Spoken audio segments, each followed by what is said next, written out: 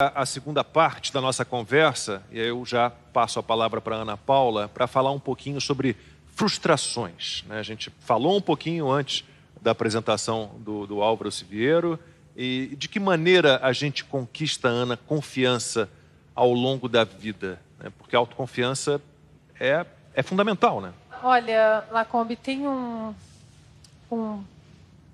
psicanalista canadense, Jordan Peterson, espetacular, que hoje é uma figura conhecida também aqui no Brasil, que a primeira vez que eu vi um vídeo dele, há mais ou menos uns 8 anos, 10 anos, me chamou a atenção porque apareceu ali como recomendado: Life is Suffering, a vida é sofrimento.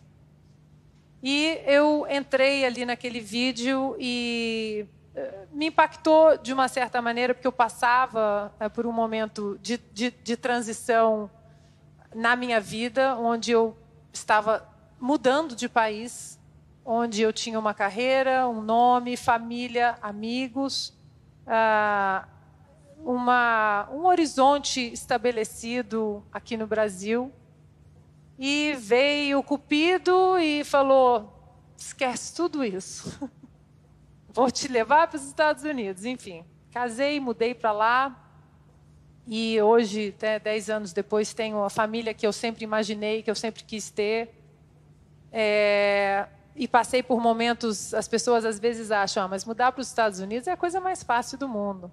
E não é. Você deixa muita coisa para trás e você enfrenta todo uma reprogramação do seu cotidiano, dos seus amigos, e você tem que começar a repensar na sua vocação, o que você vai fazer, mas quem vai me socorrer? Não tenho mais a minha mãe, o meu amigo, e agora? E aí esse vídeo me encontrou no meu caminho, e é um paralelo com o esporte. Não tem como você chegar numa medalha olímpica só vencendo, porque só vencer, isso traz uma neblina para o que você realmente tem que enxergar e tem que consertar na questão técnica, na questão física. Só as derrotas, infelizmente e felizmente, só as derrotas te mostram o caminho que você tem que seguir tecnicamente, o que você tem que corrigir.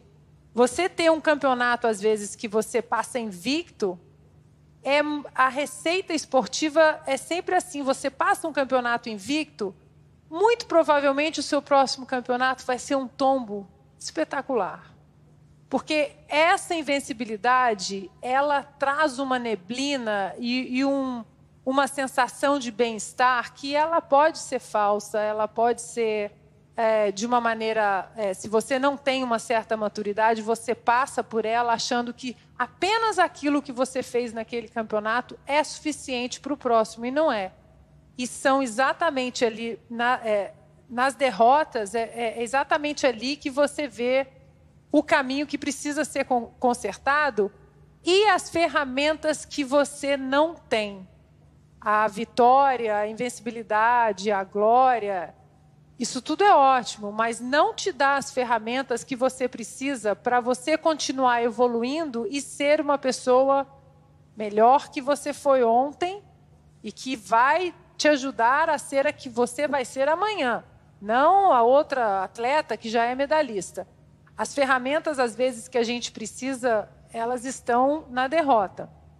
Eu tenho uma história pessoal aqui, rápida, e que pouca gente sabe dessa história, mas com tantos amigos queridos aqui, eu sinto confortável para dividir essa história, que foi um caminho onde o que o Ítalo estava falando, da frustração, do atrito, de você receber uma coisa que você não estava programando e você se deparar e falar: e agora?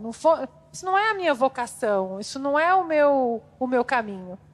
Eu passei por 2 Olimpíadas, estava treinando para a minha 3ª Olimpíada no ano de 2000, e no ano de 2000 assinei o melhor contrato de patrocínio que uma atleta podia sonhar, o contrato que eu planejei a vida inteira, a minha vocação, desde os 15 anos eu vou ser uma atleta olímpica. O ano de 2000 foi tudo.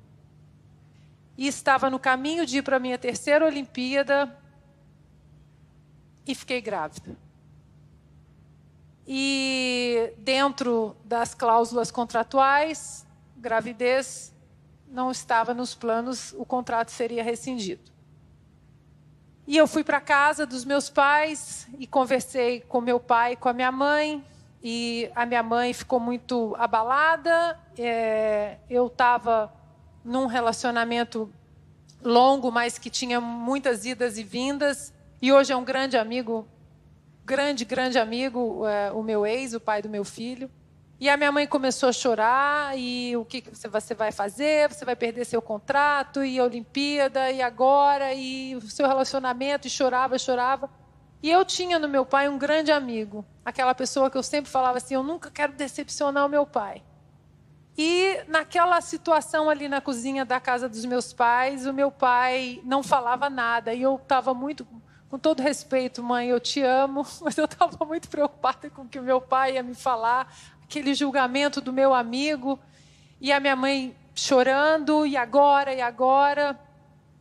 E quando ela, enfim, parou, o meu pai se virou para minha mãe e disse assim,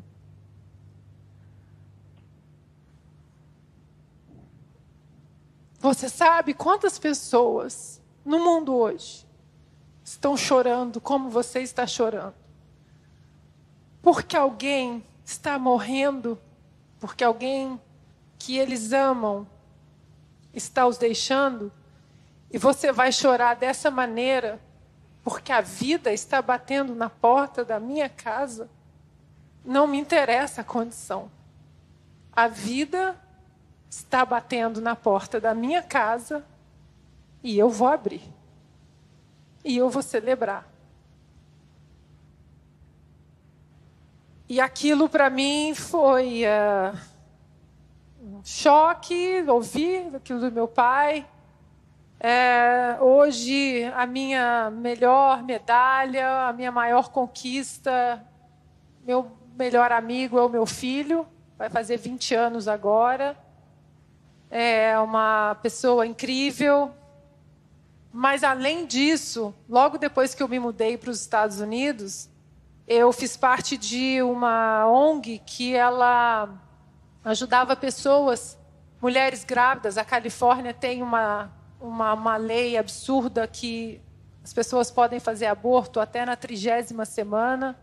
E eu fiz parte de uma ONG durante quase 4 anos, onde a gente ajudava, assistia mulheres que estavam pensando em fazer aborto, mas que estavam perdidas, ou porque foi por violência doméstica, ou foram estupradas, ou não tinham condições financeiras, ou não tinham onde morar. E tínhamos uma gama de voluntários, médicos, enfermeiras e pessoas, abrigos, e a gente ajudava essas pessoas. E durante 4 anos, em alguns momentos que eu consegui, nós nunca julgamos as mulheres que chegaram lá, que absurdo, você vai cometer um assassinato, nunca. Sempre na perspectiva, aqui você vai ter ajuda. E ao longo desses 4 anos, eu contei a minha história para essas mulheres e o que o meu pai me falou. Apenas numa conexão de dividir que eu entendia o que algumas estavam passando. E ao longo desses 4 anos, eu recebi depois algumas fotos e alguns cartões de